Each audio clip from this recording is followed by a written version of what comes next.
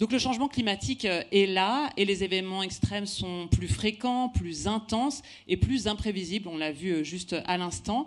Ils touchent les êtres humains, la biodiversité, les infrastructures, notre mode de vie, notre santé, notre planète, bref, tout. Le 25 octobre dernier, le Premier ministre Michel Barnier, on en a parlé tout à l'heure, a présenté le 3e plan national d'adaptation au changement climatique. Et donc il a notamment déclaré « Marseille aura le climat de Séville et Lille aura le climat de Bilbao. Ce changement aura des conséquences très concrètes et j'ai appris très tôt que la prévention coûtait moins cher que la réparation. On doit se préparer à ce que des événements improbables se produisent. On va faire face ensemble. » Donc vous l'avez compris, c'est une matinée où nous allons parler d'anticipation et de prévention face aux extrêmes. Et donc je vais accueillir mes 3 premières invitées, Véronique Lehideux, Mélusine Boonfaller et Christelle Busque, à venir me rejoindre.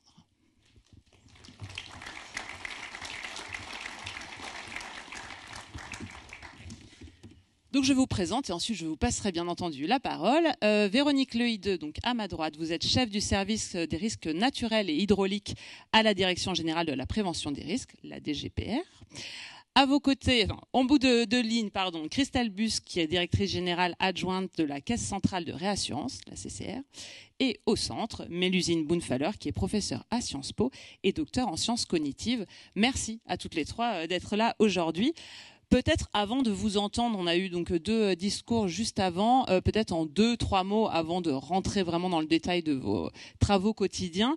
En quelques mots, selon vous, quelle est la situation de la France face à ces extrêmes? De quelle réalité on parle, en tout cas dans vos domaines de compétences? Vous avez chacune des micros ici. Peut-être, faisons le tour. Madame Lehideux. Alors, ça fonctionne, c'est bon? Bonjour à tous et merci de nous offrir l'opportunité effectivement de vous présenter les actions, les politiques publiques qu'on porte en matière de prévention. Alors moi, ce qui me vient spontanément en tête, dans mes équipes, j'ai la chance d'avoir le service Vigicru, qui est la vigilance aux crues, qui est l'un des 9 phénomènes qui est diffusé à la fois par notre site internet et qui est repris par la vigilance de Météo France. Et sur l'année écoulée, ce qu'on a appelé la saison hydrologique, on a doublé le nombre de jours en vigilance orange et rouge, qui sont déjà des niveaux de crue avec des dommages particulièrement impactants à la fois pour les populations et puis pour les dommages aux biens. Et pour vous donner l'ordre de grandeur, par rapport, donc c'est un service qui a été créé il y a 20 ans, en gros on a doublé le nombre de jours de vigilance en orange et en rouge, et de la même manière le nombre de vigilances jaunes, qui sont quand même aussi des événements importants sur lesquels, alors on parlait de mobiliser les gens, sur lesquels on peut déjà avoir malheureusement aussi des décès, parce qu'il peut y avoir des montées d'eau très rapides sur les territoires sur lesquels on a aussi fortement augmenté. Donc en gros, si je prends à l'inverse, nous n'avons eu que 15% du temps en vigilance verte.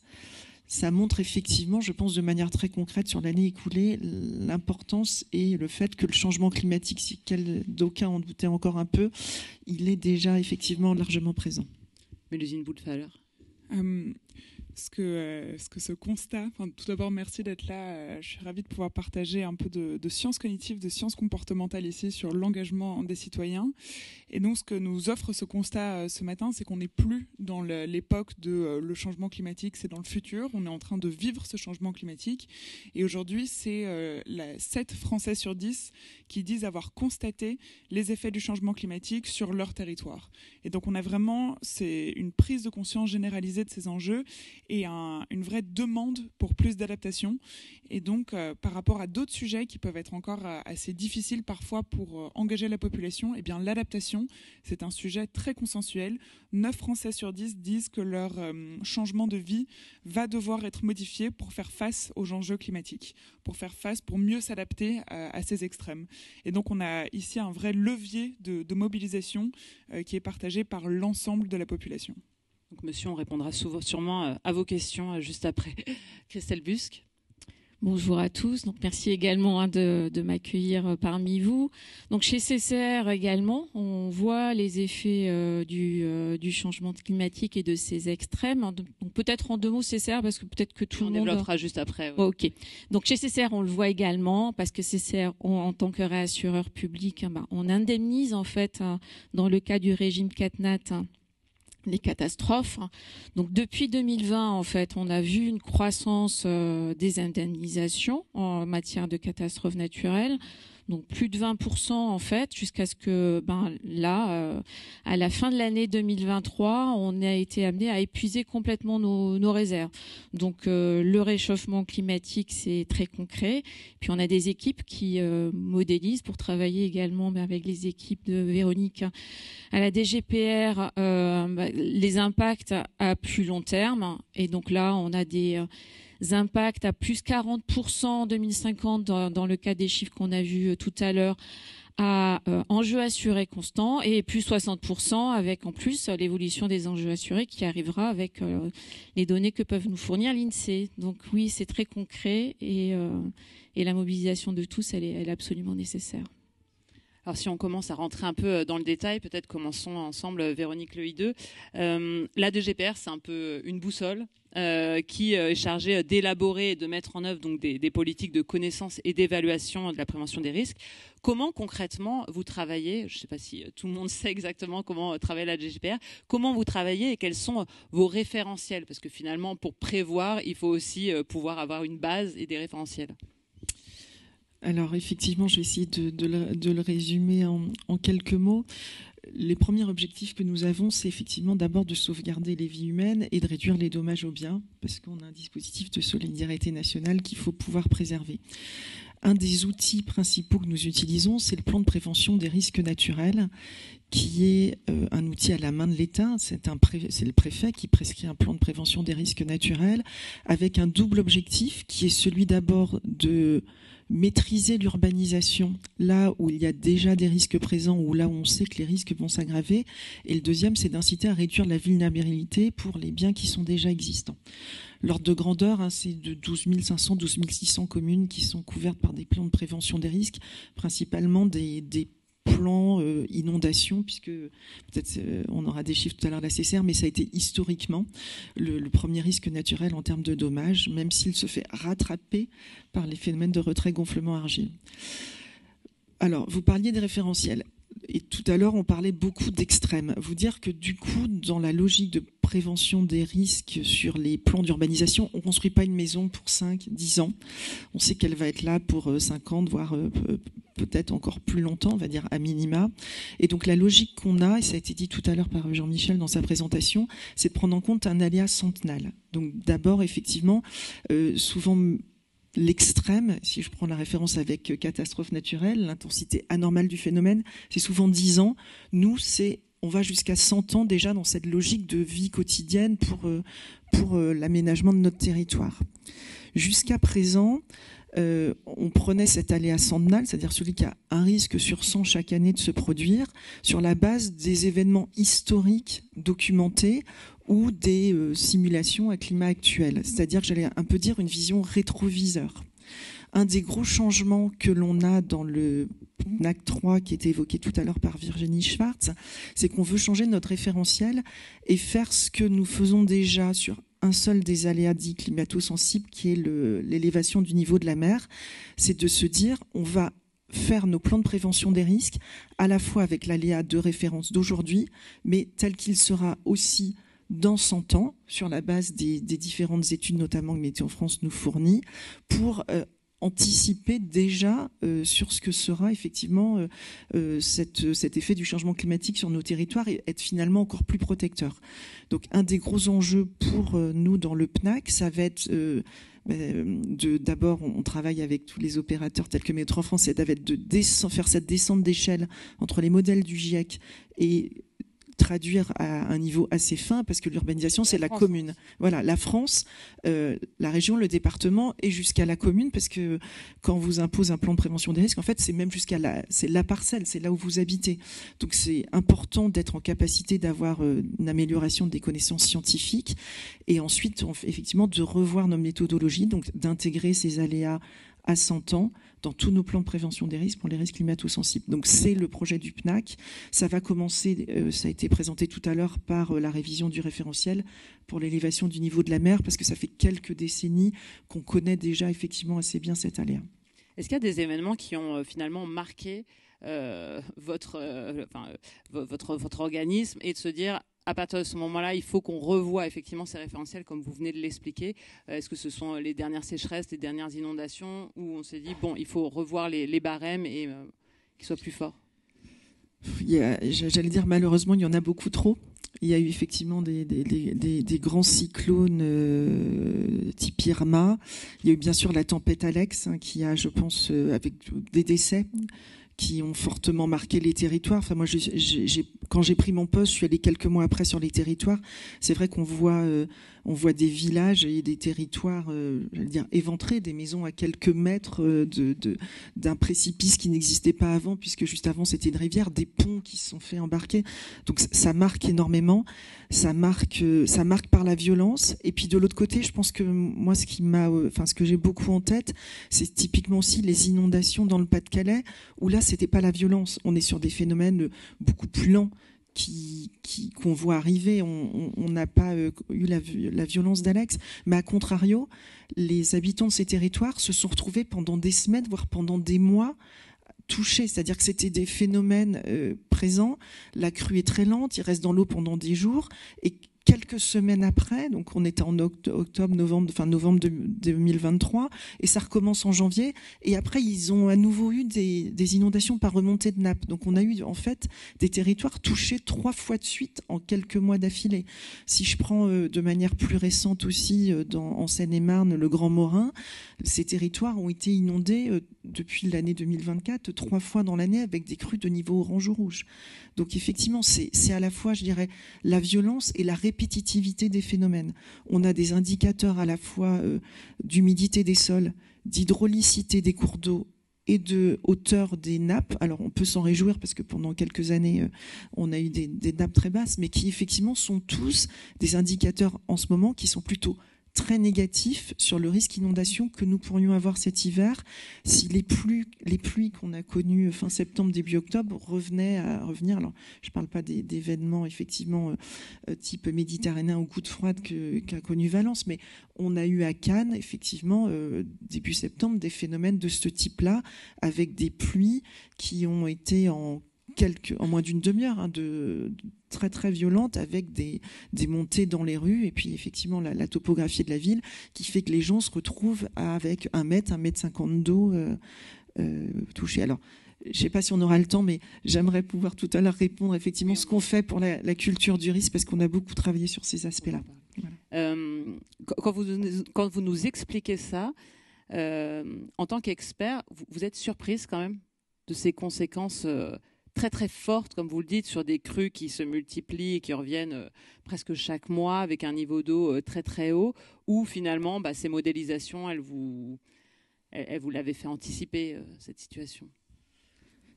Alors, si on regarde dans le passé, je dirais, par exemple, il y a des grandes crues de la Loire où il y a eu des crues historiques pendant 3 cycles, par exemple, tous les 10 ans. Donc, effectivement, statistiquement parlant, il peut y avoir ce type de phénomène.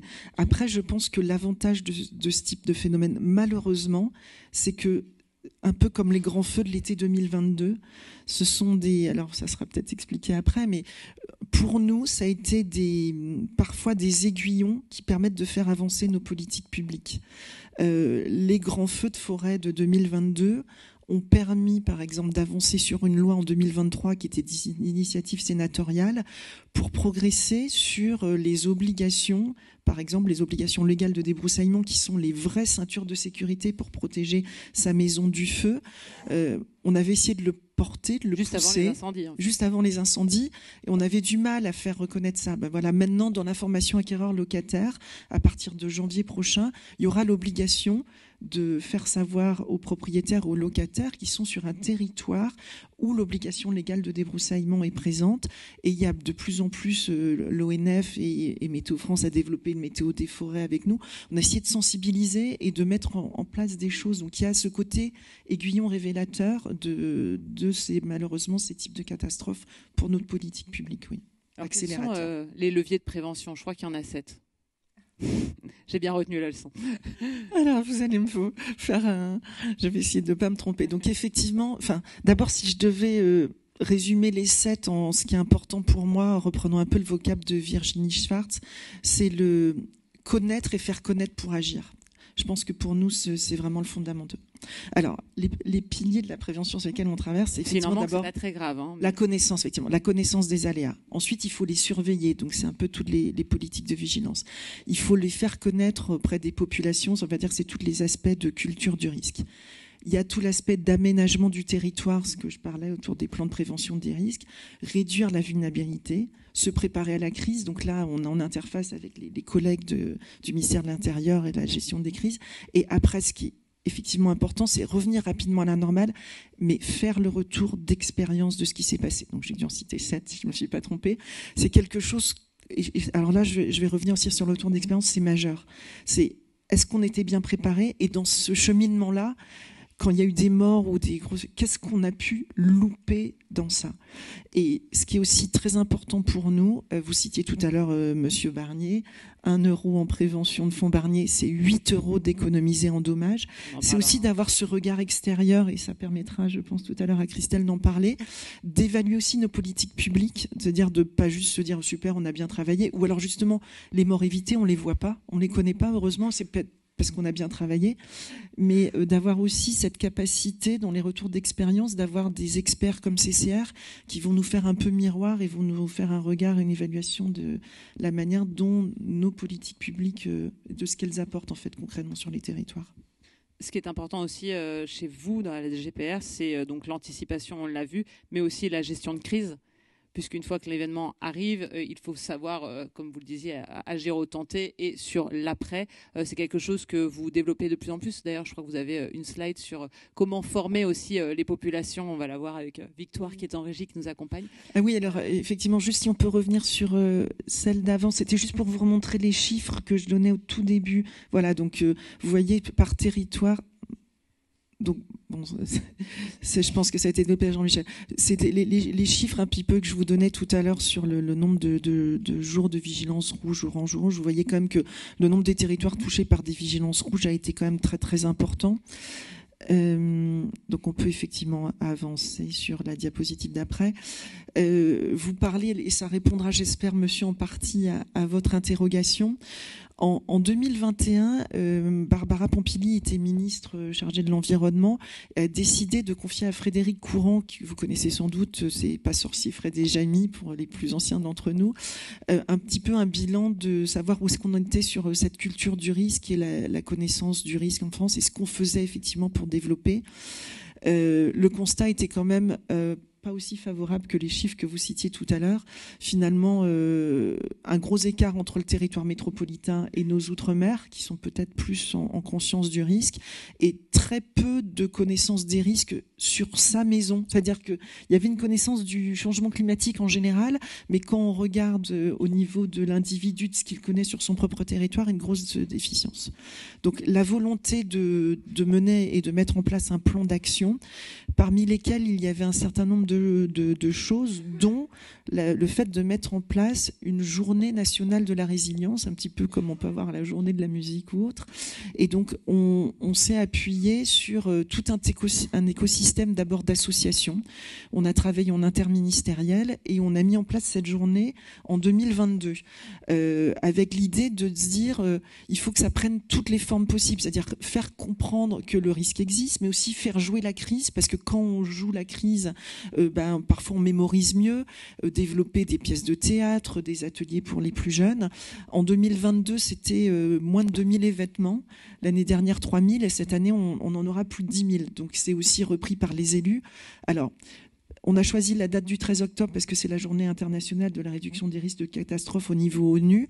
Mais la grosse nuance, c'est qu'en 2024, on a décidé de dire il y aura un point d'orgue autour du 13 octobre, mais la culture du risque, c'est aussi toute l'année. Et donc, on labellise des actions et on accompagne les acteurs sur le territoire toute l'année pour que ce genre d'événement, et je vous ai mis quelques exemples des associations qui nous accompagnent, et il y a aussi beaucoup d'élus qui se sont mobilisés, se développe effectivement toute l'année.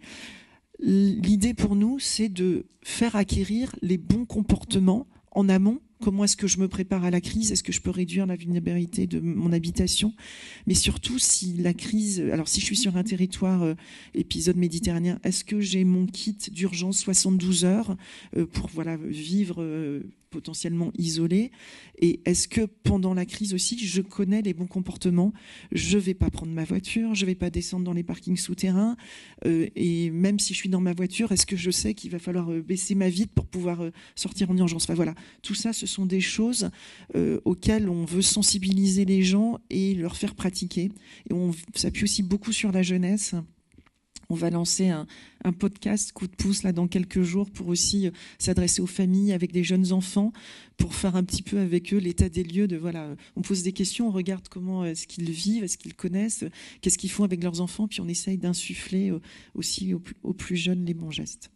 Donc pour se préparer, il faut avoir conscience du danger de la crise, et donc on va en parler avec vous, Mélusine Boonfaller. Vous êtes professeur à Sciences Po, docteur en sciences cognitives à l'ENS. C'est-à-dire que vous étudiez finalement le comportement et la psychologie des êtres humains, notamment face à la transition écologique.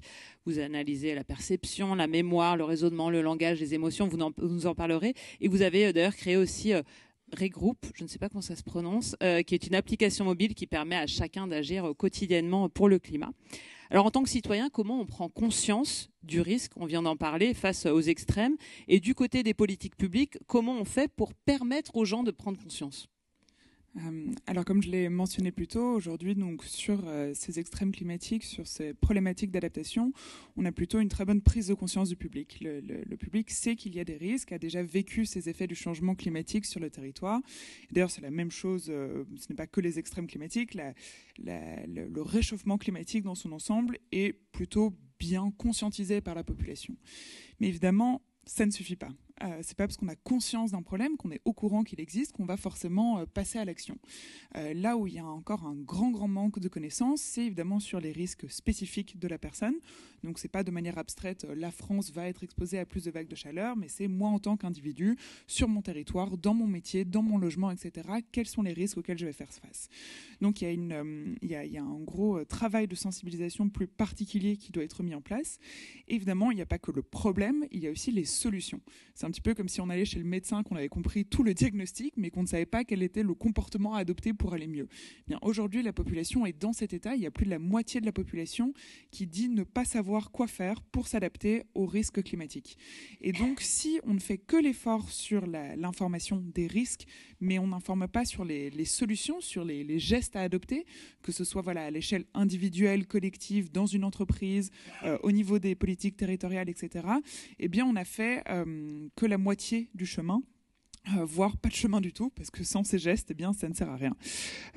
C'est un petit peu la même chose qu'on a dû faire lors de la crise sanitaire, où pour le Covid, on a d'abord eu une première partie de prise de conscience du risque, mais après, il y a eu un effort énorme de la part des pouvoirs publics pour faire passer, pour diffuser les gestes barrières, les pratiques à adopter, et notamment celle du vaccin, qui au début, avait rencontré beaucoup de résistance de l'ensemble de la population.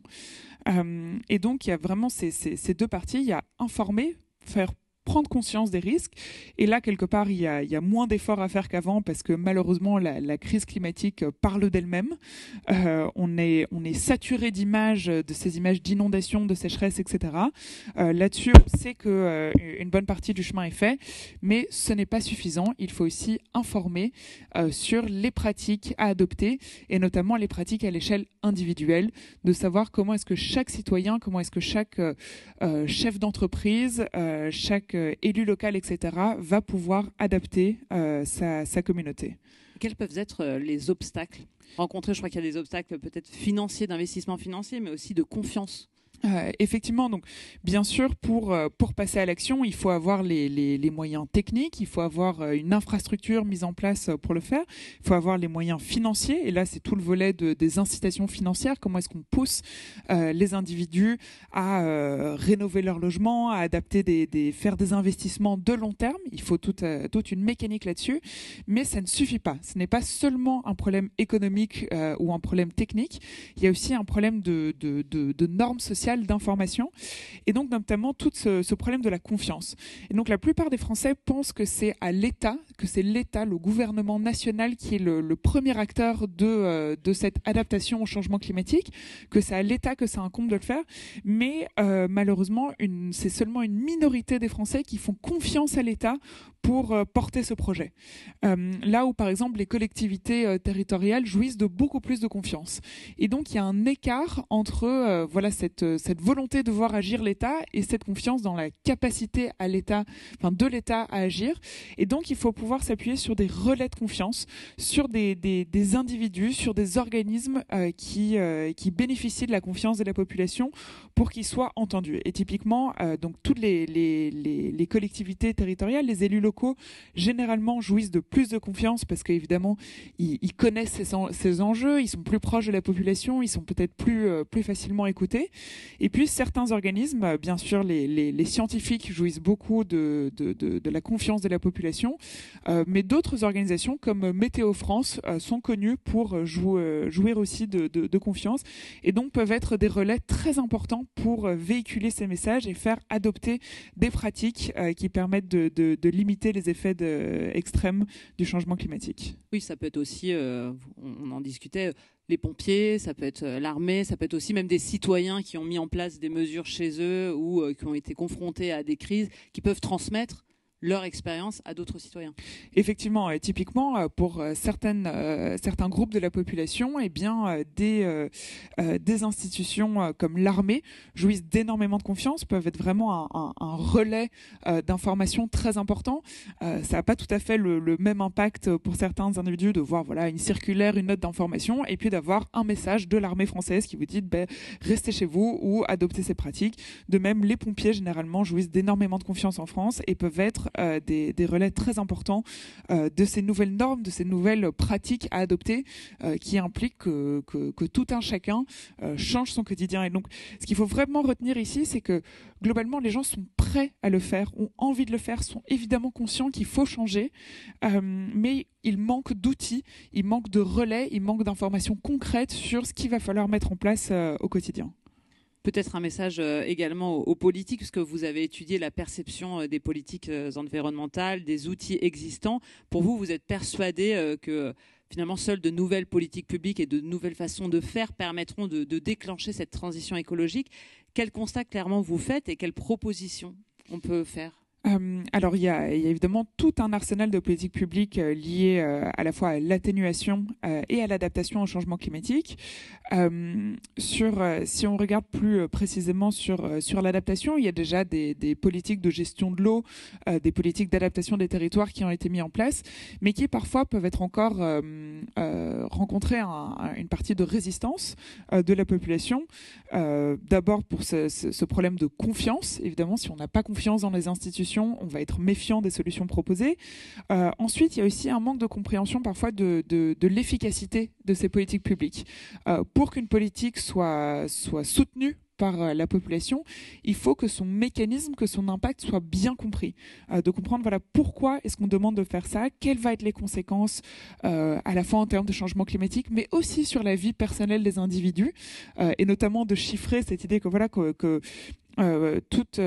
tout euro investi aujourd'hui, c'est une épargne dans le futur. Il faut parler de ça, il faut rendre visible ces gains qu'on a à faire pour montrer l'efficacité de ces politiques publiques et ne pas donner l'impression que c'est encore une norme qui vient s'ajouter aux autres, qui va peut-être être abandonnée plus tard et qui demande beaucoup d'efforts pour à la fois peu de résultats.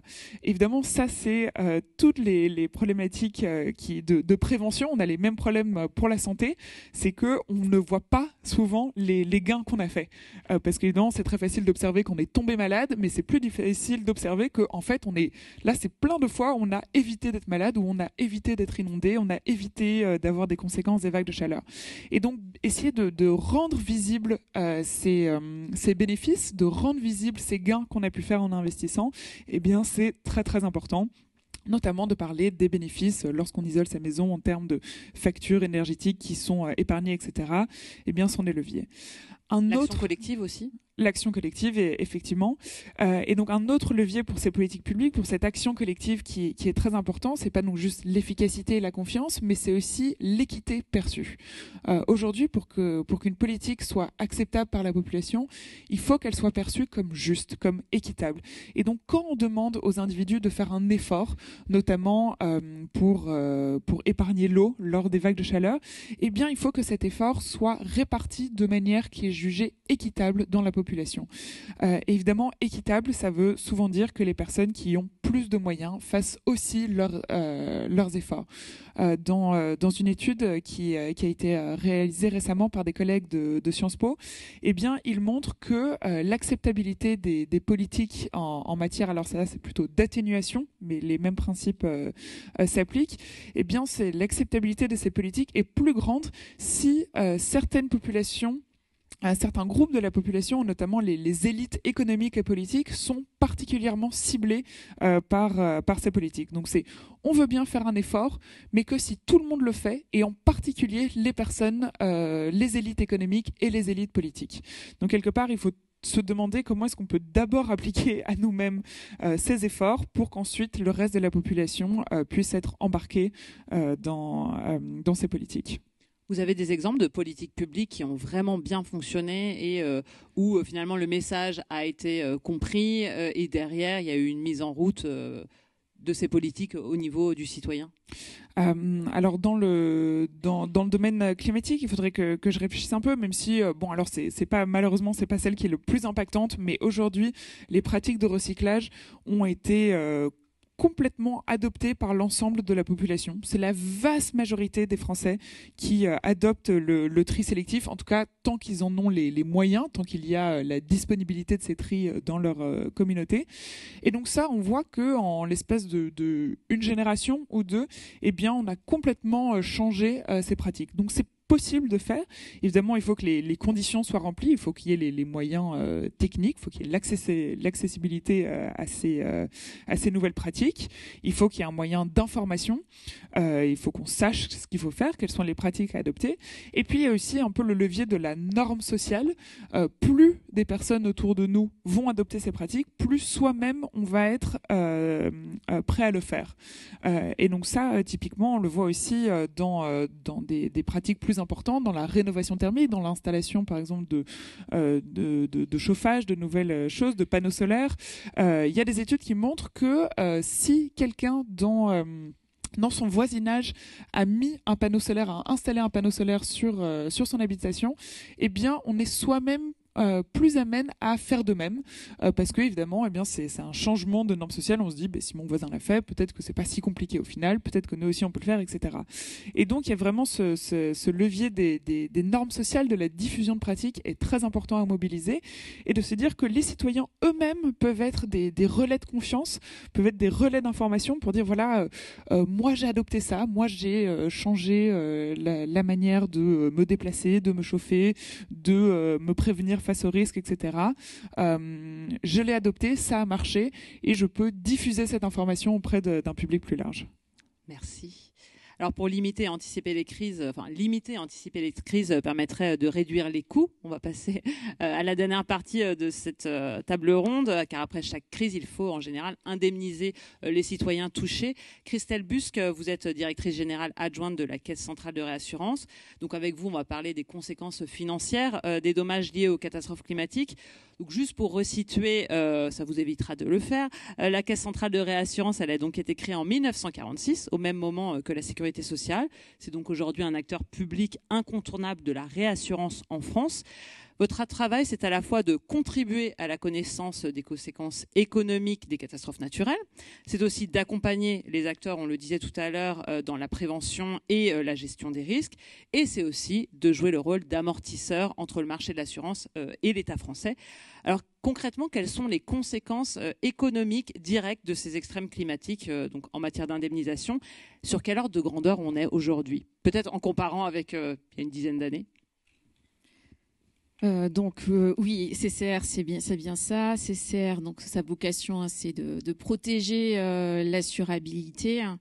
Et donc protéger l'assurabilité, ça veut dire concrètement faire en sorte que chacun d'entre nous on puisse bénéficier d'une assurance face notamment aux risques extrêmes, face aux risques extrêmes et notamment face aux catastrophes naturelles. Pour les catastrophes naturelles, il y a un dispositif en France qui est assez unique. C'est le régime catastrophe naturelle. Et donc ce régime, il prévoit depuis 82 en fait que chaque assuré, à partir du moment où il souscrit une assurance dommage, il est nécessairement protégé en matière de CatNat. Il n'y a pas d'exclusion CatNat. Et il est protégé avec un système qui se veut solidaire, on en a parlé, équitable, on en a parlé, et aussi responsable. Donc ça, c'est vraiment les trois socles du régime. Et donc, effectivement, concrètement, un acteur comme nous, CCR, il est au cœur d'un partenariat public-privé pour faire vivre ce régime. En première ligne, il y a les assureurs qui peuvent, s'ils le souhaitent, c'est pas obligatoire, mais ils peuvent s'assurer eux-mêmes, donc c'est ça la réassurance, auprès de CCR, qui, elle, bénéficie de la garantie de l'État en dernier ressort. Et donc, les deux grands métiers, réassurer pour répondre à la réponse indemnitaire, on en a parlé, et conseiller. Donc, on manipule beaucoup de données, et ce qu'on fait avec ces données, c'est de comprendre le risque et pour le partager avec les différentes parties prenantes et notamment les pouvoirs publics. Justement, on va le voir, peut-être un exemple concret, puisque vous utilisez vous aussi des données historiques pour faire des prévisions. Et donc, on va peut-être projeter une slide qui est issue d'un de vos rapports. C'est donc le scénario d'une crue de la Seine. On le voit ici. Alors, l'idée, c'est de pas tout commenter, mais en tout cas de voir que à partir de cette crue de la Seine de 1910, vous pouvez en tirer des conclusions et prévoir ce qui peut arriver, sachant qu'aujourd'hui, on n'est plus en 1910 et typiquement autour de Paris, il y a plus d'habitations, il y a plus de transports. Donc, comment on prévoit tout ça? C'est exactement ça. Donc, chez CCR, on a des modélisateurs et puis on travaille avec des partenaires qui nous sont précieux, Météo France est évidemment un, et tous ces partenaires font qu'on travaille sur des modèles climatiques à climat constant et à climat futur. Donc si on zoome sur la crue de la Seine, c'est quelque chose qu'on a tous en tête. Donc la crue 1910, on a dans les mémoires, et ça c'est intéressant parce qu'on n'avait pas des datas comme on les a aujourd'hui, mais on a tous dans les mémoires le niveau de la Seine, le niveau d'eau qu'il y a eu dans Paris, on voit les marques, et donc souvent on oublie en fait les effets des événements. Et celui-là quand même, il est un peu quand même dans la mémoire collective. Donc c'est quand même intéressant de rejouer ce scénario-là. Alors de le rejouer avec deux choses, vous l'avez dit, c'est que les enjeux assurés sont plus les mêmes, la construction est plus la même, mais il y a aussi eu des mesures, il y a eu les bassins versants, il y a eu des digues, donc c'est tout ça qu'on intègre pour se dire la France, on est exposé, et si c'est le début d'eau qu'il y a eu lors de la crue 1910 qui se reproduisait, qu'est-ce que ça donnerait? Alors ça serait un événement qu'on considère que sa période de retour est entre centennale et 2 centennales. Et les chiffres, vous le voyez, sont très conséquents parce que ça peut aller jusqu'à des dommages à assurer de 35 milliards d'euros. Donc en France, c'est un des plus gros événements auxquels le territoire est amené à faire face. En fait, un seul événement peut coûter jusqu'à 35 milliards d'euros. Vous parliez tout à l'heure du régime CatNat qui a été revu il y a quelques jours, c'était le 29 octobre 2024, qui a un petit peu évolué. Comment aujourd'hui il évolue justement face à ces extrêmes climatiques? Vous le disiez, les caisses finissent à paraître un peu vite parce qu'il faut indemniser de plus en plus fréquemment. Comment vous anticipez ça? Donc je disais, le régime CatNat, ça s'appuie sur un régime solidaire, équitable et responsable. Et donc la solidarité, c'est que pendant une vingtaine d'années, en fait, en moyenne, un assuré, nous tous là, quand on souscrivait notre multirisque habitation, on payait en gros 23 € pour faire face aux catastrophes naturelles. Donc 23 € par an pour être sûr d'être couvert en catastrophe naturelle. Ce taux-là n'a pas été revu pendant plus de 20 ans. Et la succession des événements ces dernières années, notamment depuis 2016, où on a eu une succession d'événements déficitaires, fait que non seulement les primes n'étaient pas suffisantes, mais c'est plus de 2,7 milliards que l'on avait pu mettre en réserve pour faire face, notamment par exemple à la crue de la Seine à venir, qui ont fondu en fait.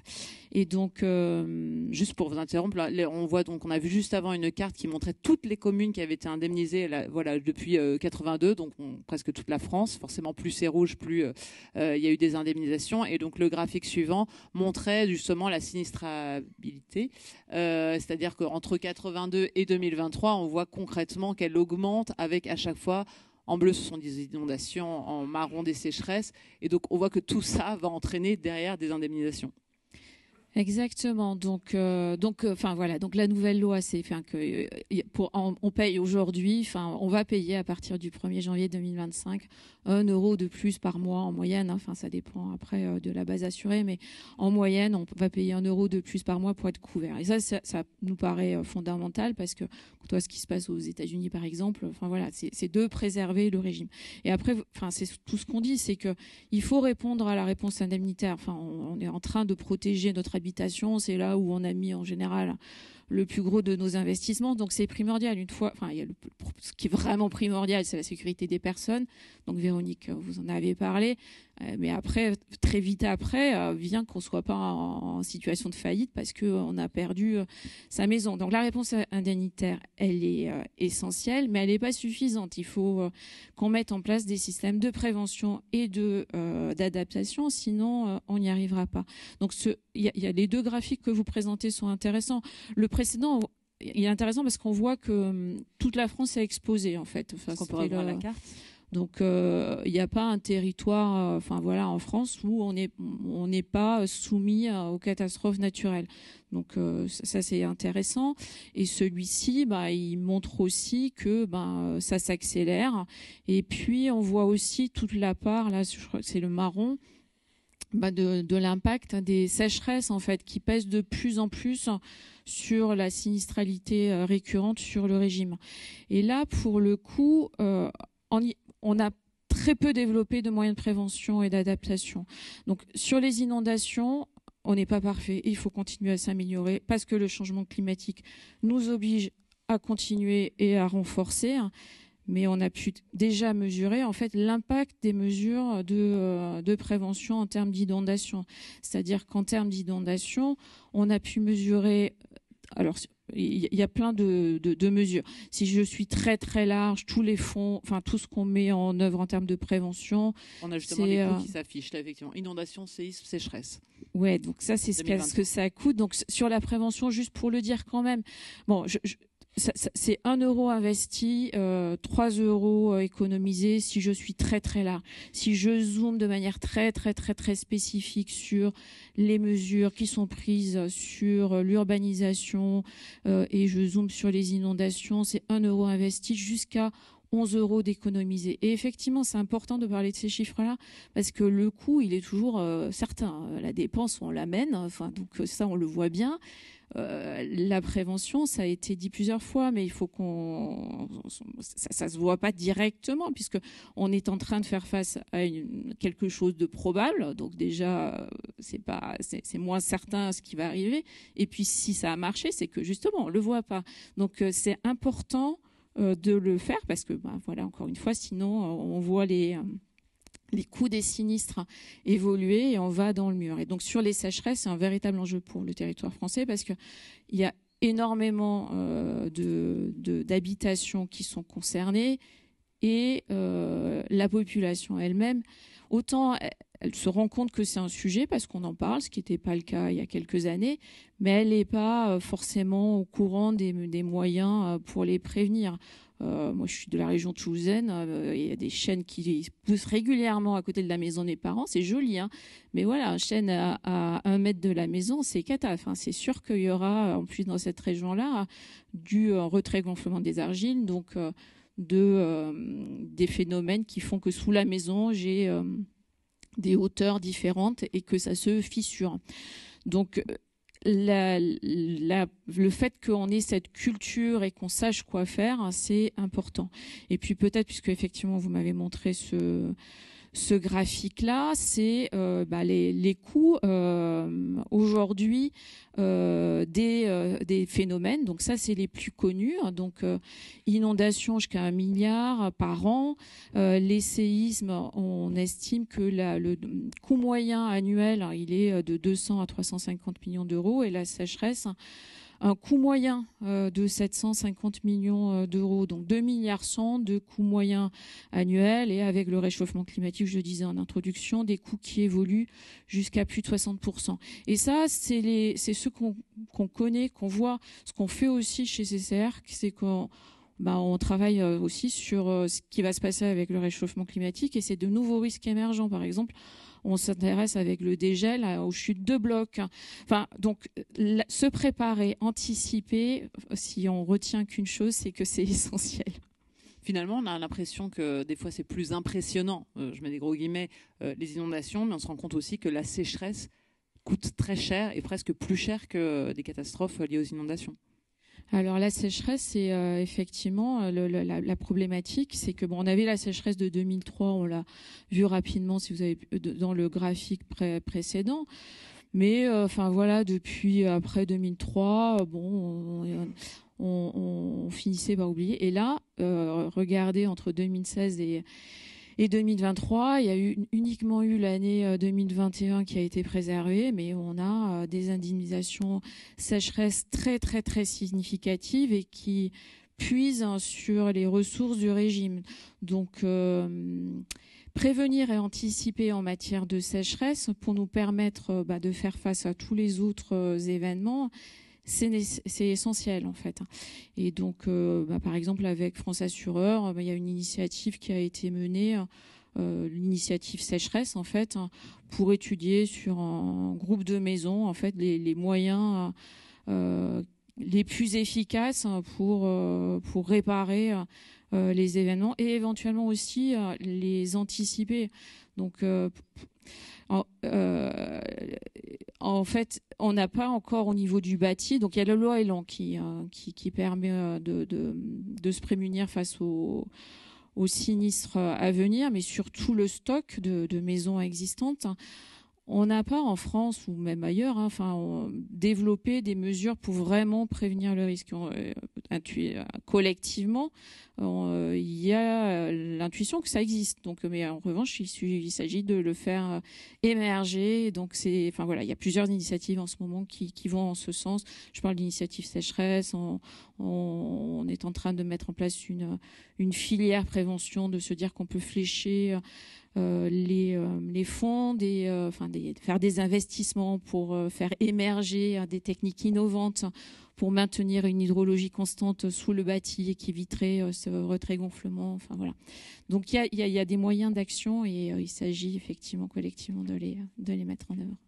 Avant de clore cette première table ronde, peut-être un mot pour chacune. Quelles seraient selon vous là où les mesures primordiales à mettre en œuvre dans chacun de vos domaines pour anticiper ces extrêmes climatiques? Donc, ce sont ces deux mots-clés de la matinée. Et après, on passera à vos questions. Je vous avoue que je sèche parce qu'en fait, c'est une telle chaîne d'action. Et comme ça a été dit, aussi un écosystème. C'est-à-dire que moi, peut-être ce que je voudrais dire, c'était tout à l'heure très très bien exprimé, c'est que c'est pas l'État tout seul. Et dans nos politiques publiques, souvent, parfois, l'État est pas audible justement. Et je trouve que les sessions comme celle d'aujourd'hui, tout ce qu'on peut faire avec les écosystèmes d'acteurs, alors le congrès des maires démarre, mais justement le rôle majeur qu'ils ont, parce qu'ils se sont effectivement les premiers en interface des citoyens. Moi, j'ai envie de dire, et je crois que ça a été dit par Virginie aussi tout à l'heure, c'est le tous ensemble en fait. C'est vraiment tout cet écosystème d'acteurs qui doit pouvoir agir, parce que voilà, on n'a malheureusement pas face à ces phénomènes-là le côté État, j'ai une baguette magique et je sais faire. Non, c'est trop complexe, il y a trop de choses à bouger pour qu'on puisse le faire seul. Donc voilà, moi c'est plutôt cette idée de l'adaptation, c'est tous ensemble, depuis l'État jusqu'au citoyen qui va effectivement adopter les bons gestes. Mélusine Boudfaller. Moi je résumerais en disant qu'il faut donc informer la population sur les solutions concrètes à mettre en place via des relais de confiance, donc des personnes qui peuvent être entendues par la population. On en a parlé, que ce soit voilà, des politiques locales, les pompiers, etc., tout en proposant des politiques d'adaptation qui soient acceptables et donc qui soient perçues comme efficaces et équitables. Christelle Bus, le mot de la fin. Je suis complètement d'accord avec ce qui a été dit. Donc c'est un relais collectif, et c'est chacun à son niveau contribue, et c'est toute une chaîne qui doit se mettre en œuvre pour la prévention et l'adaptation. Merci à toutes les trois. On passe à vos questions. Si vous en avez, il y en a beaucoup. Déjà, oui, effectivement, on peut les applaudir. Je pense qu'on aura le temps de prendre 3 questions à peu près, donc désolé pour ceux qui ne pourront pas les poser. On va les prendre toutes d'un coup, comme ça je les note, donc si possible assez courtes pour qu'on puisse passer aux réponses. Relevez la main qu'on vous voit. Alors il y a un monsieur au centre, une dame par ici, et puis monsieur là par exemple. Désolé pour ceux qui ne pourront pas les poser. Oui, assez court s'il vous plaît. Oui, bonjour, merci pour vos interventions. Juste une question technique sur votre tableau avec les coûts des assurances qui ont été versées depuis 1982, vous savez, avec les bandes verticales. À partir des dernières années apparaît autre, et 2017, autre, c'est la moitié du coût. Quel est cet autre? Et incertitude, oui. Autre, c'était Irma, en fait. En fait, voilà, on n'a pas ce slide-là, c'est un des slides qu'on produit dans nos rapports. Irma en 2017, ça nous avait coûté très cher. Après, il y a le séisme de la Laigne, il y a le séisme du Teil sur les années 2019-2023. On peut le remontrer peut-être pour Oui, Victoria, est-ce qu'on peut revenir sur le graphique? Ouais, voilà, exactement. Donc voilà, en bleu, il y a les inondations, les sécheresses en marron. Incertitude, c'est les années récentes, quand c'est pas encore écoulé, c'est qu'il y en a encore une part où on ne sait pas encore comment ça va se liquider. Ça prend un peu de temps pour savoir exactement quel est ce qu'on va appeler l'ultime, enfin la sinistralité au final que l'on devra payer.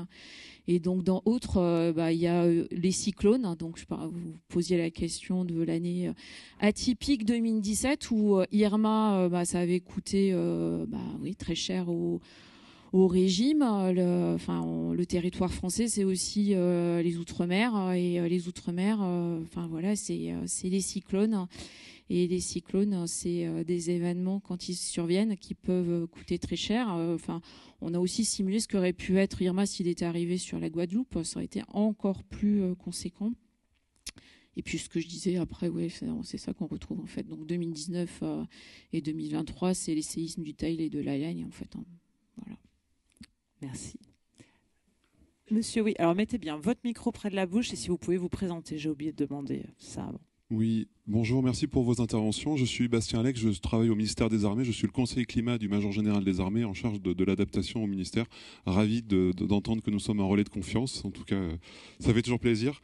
Des questions rapides, on parlait tout à l'heure d'obligations légales de débroussaillement, c'est toujours bien d'avoir des obligations légales. Est-ce qu'on est toujours en mesure de les faire respecter correctement sur le territoire? Je sais que c'est un de nos problèmes, la mise en œuvre des dispositions. On parlait des inondations dans le Nord-Pas-de-Calais, l'impression que j'ai c'est qu'aujourd'hui en fait On parlait beaucoup il y a quelques années de la submersion marine et des îles du Pacifique comme sentinelles du changement climatique. Aujourd'hui, j'ai un peu l'impression qu'on l'observe sur notre territoire. Et du coup, ma question, c'est est-ce que si on veut s'adapter, il n'y a pas tout simplement l'option déplacement de population qui devient aussi pertinente sur notre territoire? Dans quelle mesure, en tout cas, est-ce que c'est le cas? Dernière question très courte. On a parlé de 12 000, je crois, communes qui étaient donc encadrées par des PPR. Dans mes souvenirs, on a toujours plus de 30 000 communes en France. Qu'est-ce qui explique qu'il y ait ce décalage? Pourquoi toutes ne sont-elles pas couvertes par un PPR? Est-ce que c'est simplement parce qu'elles ne sont pas exposées à des risques? Mais j'ai l'impression qu'on a plutôt démontré l'inverse. Donc, intéressé par la réponse. Merci. Merci, monsieur. Vous avez un peu triché. 3 questions en une des personne. Petites questions. Bon. C'est auprès de lui qu'il faudra se tourner si on n'a pas le temps de toutes les prendre. Merci, en tout cas, c'était passionnant. Une petite question, donc première sur le coût des assurances sur les obligations légales de débroussaillement. Alors, on a une double stratégie sur les obligations légales de débroussaillement. C'est d'abord de ne pas commencer par quelque chose de punitif. Donc on s'appuie beaucoup sur l'opérateur qui est l'ONF et sur des acteurs, alors on va dire un opérateur de référence pour nous sur la cartographie qui est l'Institut géographique national, c'est d'abord de faire connaître cette obligation. Donc il y a l'IGN qui fait une carte nationale qui est accessible sur le géoportail qui permet de connaître les lieux. Nous avons, nous, en 2023, écrit nominativement à chaque personne qui est concernée. Donc on a fait un peu comme l'INSEE au moment où des recensements, on a envoyé une plaquette nominative pour faire, voilà, vous êtes dans un bien qui est concerné par l'obligation légale de débroussaillement et quelles sont les solutions, qu'est-ce que ça veut dire l'obligation de débroussailler. Et on s'appuie sur l'ONF pour aller faire toc-toc au moment du printemps. Est-ce que vous avez, enfin le printemps c'est déjà un peu trop tard, je veux dire, plutôt à l'automne et à l'hiver, est-ce que vous savez que vous êtes concerné, est-ce que vous avez le faire? Et souvent il y a une première visite de l'ONF qui est un des relais pour les élus et ensuite effectivement ce sont les maires qui veulent faire. Donc on sait qu'on ne couvrira pas effectivement avec un contrôle systématique, mais ces différentes étapes de connaissance générale, il faut aller la chercher sur un site et après une information un peu plus en mode push, je vous la personnalisée et après un relais sur le terrain, c'est un peu l'éventail des choses. Et après effectivement je vous parlais de quelque chose de plus large qui est l'information acquéreur locataire, c'est à chaque fois que je vais acheter un bien ou que je vais le louer, il y a ce rôle de conseil du notaire et c'est dès la première visite maintenant. Ça a été une nouveauté de la loi Climat Résilience. Avant, on vous donnait votre paquet d'obligations au moment de la signature de l'acte et donc c'est un peu tard. Là maintenant, toutes les obligations sur les risques, elles sont faites dès la première visite sur le bien. Donc ça permet aussi de sensibiliser beaucoup plus tôt, c'est un peu ce qu'on disait, d'agir voilà, on espère de manière plus efficace. Donc, et en mesure d'anticipation sur la submersion marine et le déplacement des populations anticipées. Oui, alors si plusieurs choses. Si vous prenez la loi climat résilience, effectivement que je viens de citer, au regard du phénomène de montée du niveau de la mer, il y a effectivement une grosse nuance, c'est qu'on considère que le recul du trait de côte, ce n'est pas un risque naturel majeur. C'est-à-dire que moi, avec mes politiques publiques de prévention, nous, des GPR, on va agir sur les phénomènes de submersion marine, mais il y a un autre phénomène qui, lui, est lent, inéluctable, qu'on connaît, et on a donc une démarche qui est plutôt volontaire de dire aux territoires, aux communes concernées, il faut vous adapter. Et effectivement, s'adapter, c'est parfois aussi laisser la mer rentrer et repenser complètement sur territoire. Donc on est complètement sorti de la logique risque sur le recul du trait de côte en disant les bons outils maintenant ce sont des politiques d'aménagement de long terme. Les communes qui sont concernées, dans un premier temps sont des démarches volontaires, doivent faire des cartographies 0, 30 ans, 30, 100 ans et se poser la question de comment est-ce qu'elles adaptent leur territoire dans cette logique-là. Si vous lisez attentivement aussi le plan national d'adaptation au changement climatique, et c'est aussi une des leçons des inondations du Pas-de-Calais, c'est qu'on est beaucoup plus aussi dans la logique de dire il faudra laisser la place à l'eau. On ne peut pas construire des digues partout. Alors on le fait là où il y a effectivement souvent des biens existants, il y a cette logique de protection de l'existant, mais il y a peut-être aussi des endroits où la sinistralité est telle, ça a été tellement touché qu'on a peut-être accordé par le passé des autorisations d'urbanisme dans des anciens marais, dans des territoires des polders, voilà, des choses qui appartenaient à la nature. Et voilà, ce sont aussi des politiques peut-être nouvelles de recréer, d'être dans cette logique aussi de solutions fondées sur la nature. On relaisse aussi plus de place à l'eau. Et en un mot, sur les 12 000 communes et le DPR, et le fait que toutes les communes ne soient pas concernées. Alors, On n'a pas effectivement vocation et ni l'intention de faire des plans de prévention des risques partout. D'abord parce que ce sont des démarches, des procédures assez longues. Il faut qu'on connaisse, comme je vous l'expliquais au tout début, l'aléa au niveau de la parcelle. Donc, comme c'est très contraignant sur le droit de propriété, ce sont des études extrêmement fines, extrêmement coûteuses, sur lesquelles il y a des enquêtes publiques, des concertations avec les collectivités, avec la population, donc des choses qu'on met en place et qu'on met en place justement. On se base sur les études de la CCR, sur les sinistralités modélisées qui nous montrent que c'est là où il y a la sinistralité la plus forte et qui généralement est très forte sur l'ensemble du territoire de la commune. Quand on parle alors toutes les communes peuvent être touchées, mais il y a des territoires sur lesquels on va avoir des sinistralités beaucoup plus diffuses, de type ruissellement ou chute de bloc, où vraiment le problème est localisé à un endroit. Donc on préfère dans ces cas-là agir ponctuellement sans imposer d'aller faire un plan de prévention des risques sur l'ensemble du territoire. Donc c'est plutôt cette logique de sinistralité diffuse versus sinistralité qui touche l'ensemble de la commune et là où effectivement on avait le plus grand nombre de dommages. Donc c'est pour ça que les cartes typiquement de la CCR nous ont permis de guider notre politique publique. Une autre question, je crois que madame au milieu avait... Ah, le micro est pas... Bon, un troisième monsieur, mais après mesdames. Désolé. Bonjour, Sylvain Lassonde, je suis maire adjoint à Sarcelles, une commune du Val d'Oise. Et la semaine, je vais parler dans la continuité par rapport au PPRI. Le mois dernier, j'étais en préfecture pour travailler justement sur la constitution d'un PPRI pour la commune qui nous concerne. Sarcelles, on avait connu beaucoup d'inondations et une très forte il y a 30 ans. Depuis 30 ans, on a fait beaucoup d'aménagements avec justement des bassins de retenue, de la renaturation, du reméandrage pour laisser la place à l'eau. Et ce qui nous a été annoncé, c'est que dans la constitution du PPRI, on ne prend pas en compte ces aménagements pour savoir où est-ce que sont les nouvelles zones à risque. Et de la même manière, la prise en compte du changement climatique n'est pas pleine pour savoir à l'horizon 2100 quels seraient les risques. Et donc, pour pouvoir guider derrière les politiques publiques qui pourraient être mises en place, soit pour l'adaptation, soit d'un point de vue aussi sur des fois peut-être un peu plus contraignant d'un point de vue des PLU. Donc ma question est-ce qu'il ne serait pas pertinent justement d'aller plus loin pour avoir une meilleure prise en compte du risque dans les PPRI de manière à avoir une meilleure acceptation de la part des élus locaux et des citoyens du risque réel? Alors, je vais commencer par la deuxième partie. Vous avez complètement raison, hein, c'est ce que j'expliquais tout à l'heure, c'est qu'on a l'intention d'aller sur ces référentiels qui vont prendre en compte le changement climatique, mais pour cela, on a besoin comme je vous le disais, hein, de données suffisamment robustes pour être en capacité de vous dire quel sera le risque à projection 2100. Donc, on n'a pas encore toutes les données. On connaît assez bien les débordements de cours d'eau, mais sur les phénomènes de ruissellement, c'est beaucoup plus complexe, notamment à creuser. Donc, c'est ce que vous posez comme question, c'est exactement ce qu'on a l'intention de faire dans le PNAC, mais c'est quelque chose qui va se mettre en place de manière plus progressive. Le premier point que vous souleviez, il est un petit peu différent. Je pense le traduire et vous me direz si c'est ça.